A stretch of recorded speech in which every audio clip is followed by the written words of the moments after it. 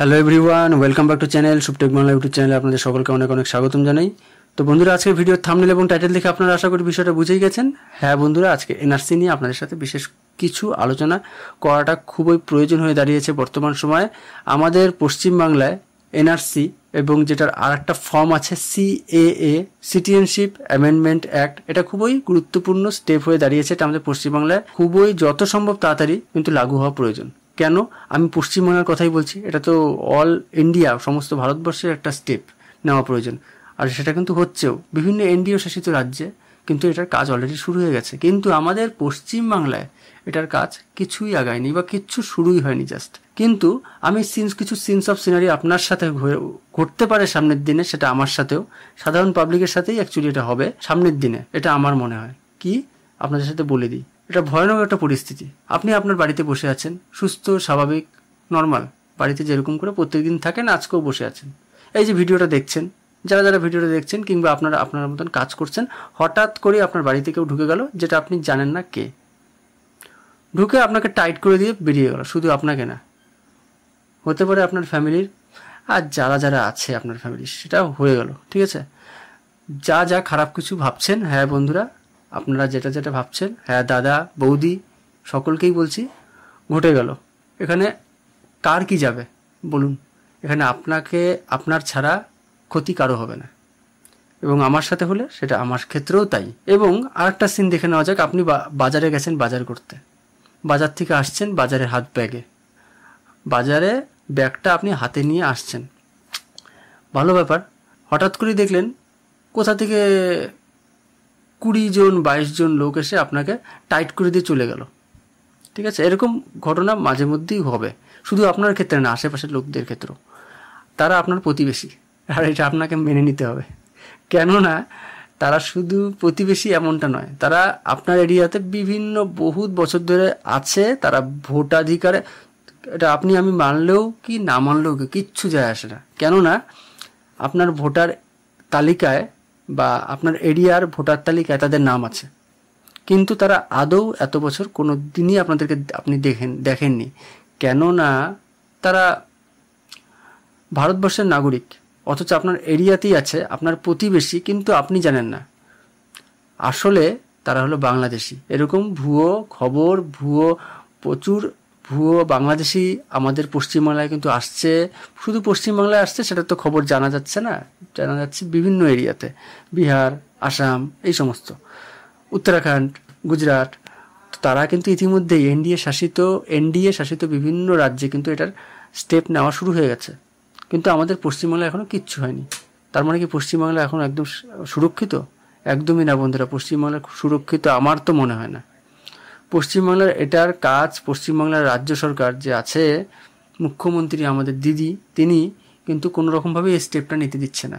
এর আগেও আমরা দেখেছি যে কিছু বছর আগে যখন এনআরসি প্রথম কাজ শুরু হলো, তখন কিন্তু কোনোভাবেই উনি করতে দিচ্ছে না।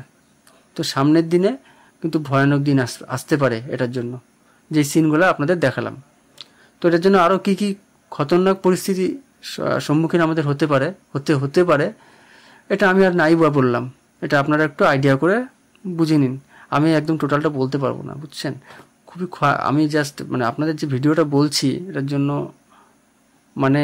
খুবই আমি সাধারণ পরিস্থিতিতে নেই বর্তমান। ঠিক আছে, আমার সাথে কিছু হয়নি, আমি ভালোই আছি। জাস্ট সামনের দিনগুলা এতটাই অন্ধকার, যেটা দেখে বা আমার ইমাজিনেশন আমার মাথায় আসছে, সেটা করে জাস্ট আমার মাথাটা খারাপ হয়ে যাচ্ছে। তো সামনের দিনে খুব ভয়ানক পরিস্থিতি। সামনের দিন আমাদের খুবই স্বাভাবিক অবস্থান থাকতেও পারে, নাও থাকতে পারে। তো ইতিমধ্যেই আমাদের পশ্চিমবাংলার শুভেন্দু অধিকারী তিনি একটা কথা বলেছেন। তবে তার আগে একটা আসামের খবর আপনাদের দিয়ে রাখি। আসামের যে মুখ্যমন্ত্রী রয়েছেন হেমন্ত বিশ্ব শর্মা সরকার, ঠিক আছে, এনআরসির জন্য আবেদন না করলে এবার থেকে আসামে মিলবে না আধার কার্ড। বুঝতে পারছেন উনি কি স্টেপ নিচ্ছে, কত ভালো একটা স্টেপ নিচ্ছে। আমি আসামের মুখ্যমন্ত্রীকে অবশ্যই ধন্যবাদ, এবং একটু উনাকে দেখে শেখা উচিত কিভাবে সরকারকে চালাতে হয়, কিভাবে রাজ্য চালাতে হয়, উনার থেকে শেখা উচিত। ঠিক আছে, আরও বিভিন্ন অন্তত আমাদের পশ্চিমবাংলার কথাই আমি বলছি, ওনার থেকে শেখা উচিত। আচ্ছা, আমি খবরটা পড়ি। হ্যাঁ, তো এটা হলো আসামের খবর। আসাম সরকার বুধবার সিদ্ধান্ত নিয়েছে যে শুধু আধার কার্ডই নয়, আবেদনকারীর বা পরিবারের এনআরসিতে আবেদন না করলে অন্যান্য পরিচয়পত্র পাওয়া সমস্ত আবেদনপত্রই প্রত্যাখ্যান করা হবে। এটা থেকে আমরা কি বুঝতে পারছি যে এনআরসির কাজ অলরেডি শুরু হয়ে গেছে। এনআরসি ভেরিফিকেশন অর্থাৎ সিটিজেনশিপ অ্যামেন্ডমেন্ট অ্যাক্ট, আপনি কি আদৌ এই এরিয়ার নাগরিকত্ব পেয়েছেন কিনা, আপনি কি ভারতবর্ষের নাগরিক কিনা, আপনি আমার আসামে এসেছেন, আপনাকে কেউ চেনে না, আপনার আধার কার্ড নেই। আমাদের পশ্চিমবাংলায় আমি বলে দিতে পারি হরফ করে, আমাদের আশেপাশে কিংবা দূরে অজানা, আপনারা হয়তো জানেন, প্রচুর মানুষ আছে আধার কার্ড নেই, তারা আসলে এখানকার নাগরিক। কিভাবে নাগরিক আমি জানি না, কিন্তু তারা এখানকার নাগরিক। তো এইগুলো আমি আর জাস্ট আপনাদের কি বলি, আপনারা একটু বুঝে নেবেন, ঠিক আছে। সমঝদার কে লিয়ে ইশারা কাফি হ্যায়। তো অশান্ত পরিস্থিতিতে বাংলাদেশ থেকে ভারতে অনুপ্রবেশের ঘটনা বাড়ছে। এই পরিস্থিতিতে বাংলাদেশি নাগরিকদের অনুপ্রবেশ রুখতে মন্ত্রিসভার বৈঠকে এই সিদ্ধান্ত নেওয়া হয়েছে। এই খবরটা বন্ধুরা আসামের। পরে মুখ্যমন্ত্রী হেমন্ত বিশ্ব শর্মা সাংবাদিক সম্মেলন করে একথা জানান। তিনি বলেন, গত 2 মাস আসাম পুলিশ, ত্রিপুরা পুলিশ এবং বিএসএফ একাধিক অনুপ্রবেশকারীকে গ্রেপ্তার করেছে। তো এটা হলো আসামের খবর। আমাদের পশ্চিমবাংলায় এগুলো কি আসলে হচ্ছে না? জানা নেই, আমার তো অন্তত জানা নেই। তাই বাংলাদেশ থেকে অনুপ্রবেশ আমাদের জন্য উদ্বেগের বিষয়। বুঝতে পারছেন, বাংলাদেশ থেকে আপনার এরিয়াতে লোক চলে আসছে, তারা ভোট দিচ্ছে, কিভাবে দিচ্ছে, তারা কিভাবে নাগরিকত্ব পেল, এগুলো নিয়ে প্রশ্ন স্বাভাবিক, কিন্তু আমাদের পশ্চিমবাংলায় অস্বাভাবিক আসতেই পারে।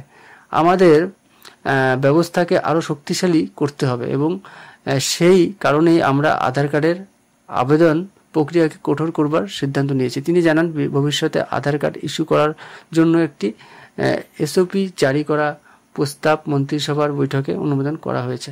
তো বন্ধুরা দেখুন, এই বিষয় নিয়ে আর কি বলি, আপনারা তো বুঝেই গেছেন। তো শুভেন্দু, এটা হলো আসামের খবর বললাম, আসামে অলরেডি স্টেপ নেওয়া শুরু হয়ে গেছে। তো পশ্চিমবাংলায় ইতিমধ্যে শুভেন্দু অধিকারী কিন্তু আভাসটা তুলেছেন, ওনাকে আমি অসংখ্য ধন্যবাদ জানাই।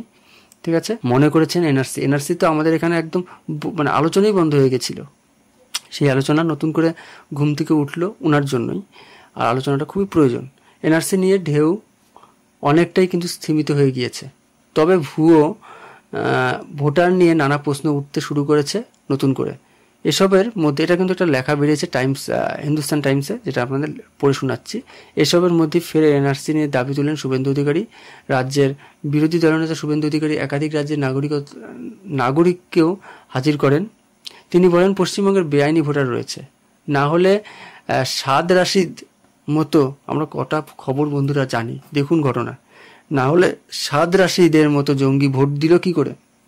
তিনি বলেন, উত্তরাখণ্ড, গুজরাট এনআরসি হয়েছে, মহারাষ্ট্র শুরু করে দিয়েছে, এনডিএ শাসিত বিভিন্ন রাজ্যে কিন্তু এর কাজ অলরেডি শুরুই হয়ে গেছে। শুভেন্দু এটাও বলেন, শুভেন্দু অধিকারী, পশ্চিমবঙ্গে আমি তো মনে করি সমস্ত দল মিলে এনআরসির দাবি তোলা উচিত। আসুন না সবাই মিলে বলি।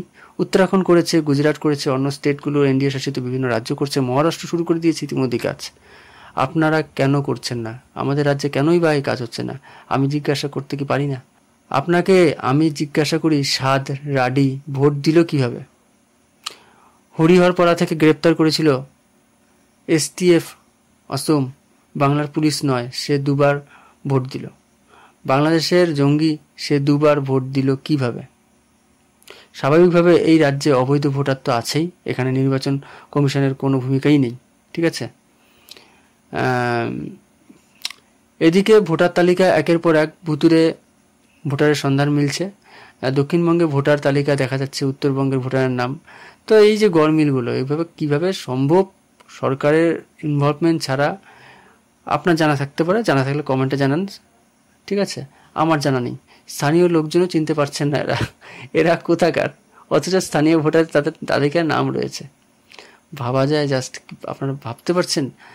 একই ফোন নম্বরের সঙ্গে সংযুক্ত রয়েছে একাধিক ভোটারের নাম, আচমকাই বেড়ে গিয়েছে ভোটারের সংখ্যা। কিভাবে এত ভোটার এলেন তা নিয়ে কিন্তু প্রশ্ন ওঠাটা কি স্বাভাবিক না? খুব স্বাভাবিক। এমনকি এ নিয়ে স্থানীয় স্তরে ফোন নম্বর যোগাযোগ করা হলে যারা ধরছেন তারা কেউ মুর্শিদাবাদের, কেউ আবার আমাদের সামনের শিলিগুড়ির বাসিন্দা বলে পরিচয় দিচ্ছে। এরপরে নানা প্রশ্ন উঠছে। তবে এর আগেও এনআরসি নিয়ে কিন্তু নানা দাবি তুলেছিলেন বিজেপি নেতৃত্ব। তবে গত বছর মার্চ মাসে বাংলার মুখ্যমন্ত্রী মমতা বন্দ্যোপাধ্যায় বলেছিলেন বিজেপির খেলা। আচ্ছা, বিজেপির খেলাটা কি বলছে উনি? হিন্দুতে ভাগ করে দেওয়া, আচ্ছা মুসলিমে ভাগ করে দেওয়া, আচ্ছা তো এটার মানে এটা আমার তো জানা নেই, মানে এরকম হতে পারে, কিভাবে হয় আমি জানি না। কিছু কিছু প্রশ্ন উত্তর না জানাটাই উত্তর হয়ে দাঁড়ায়। যেমন এই সময় আপনাদেরকে বলছি, বলুন আফগানিস্তান কি করে এলো, মায়ানমার কেন এলো না, এটা তো ভারতবর্ষের বর্ডার। এই যেগুলো ভারতের বর্ডার সেগুলো হলো না, সব কিন্তু রাষ্ট্রহীন হয়ে যাবে। এই আচ্ছা এটা হলো ওটা হিন্দুস্তান টাইমসের নিউজটা পড়লাম, CAA ক্যাকা চিচি ছিছি, এই জিনিসগুলো আমরা বলতে শুনেছি ওনার মুখে। দেখি ছিছি সামনের দিন এই দিনটাই থাকে কিনা। তা আপনারা কিন্তু রুখে জানান, আপনারা সাধারণ মানুষ কি করতে পারেন আমি ছোট্ট করে বলে দিই। আপনারা বিভিন্ন নিউজ পোর্টাল, মানে অনলাইন ফেসবুক, হোয়াটসঅ্যাপ গ্রুপ করে আপনারা কিছু এ নিয়ে লেখা দেন, তাহলে বিষয়টা ট্রেন্ডিংয়ে আসবে। এটা নিয়ে যদি কোনো স্টেপ নেওয়া হয়, এটার জন্য আপনাদেরকে বললাম। আর বিভিন্ন দলনেতারা এটার জন্য কিন্তু, দলনেতা নেত্রী এটার জন্য কিছু স্টেপ নিলে খুব সাহায্য হয়। আমি আপনাদেরকে ভিডিওর মাধ্যমে বারংবার বলছি, বিভিন্ন দলনেত্রা, বিভিন্ন দলনেত্রী যারা রয়েছেন, বিভিন্ন সেটা যে কোনো পার্টির হতে পারে, তারাই একমাত্র আমাদেরকে এর মুখ থেকে, পশ্চিমবাংলার মুখ থেকে বাঁচাতে পারবেন। এই বিষয়ে আমি আর কিছু বলতে চাই না। বর্তমানে আমাদের পরিস্থিতি খুব খারাপ, সামনের দিন কি হবে আমরা জানি না। আচ্ছা, তো ভিডিওটা এখানেই শেষ করছি। সম্পূর্ণ ভিডিওটা দেখার জন্য অসংখ্য ধন্যবাদ। যদি ভিডিওটা দেখে থাকেন, কিছু যদি আপনার প্রশ্ন থাকে, কিছু যদি জানার বিষয় থাকে, কিছু যদি আপনাদের দাবি থাকে, আপনারা কমেন্টে জানান এবং শেয়ার করে বাকি বন্ধুদের কাছে পৌঁছে দিন সামনের পশ্চিমবাংলার অবস্থা, যারা পশ্চিমবাংলায় বসবাস করছেন বিশেষ করে। সম্পূর্ণ ভিডিওটা দেখার জন্য অসংখ্য ধন্যবাদ।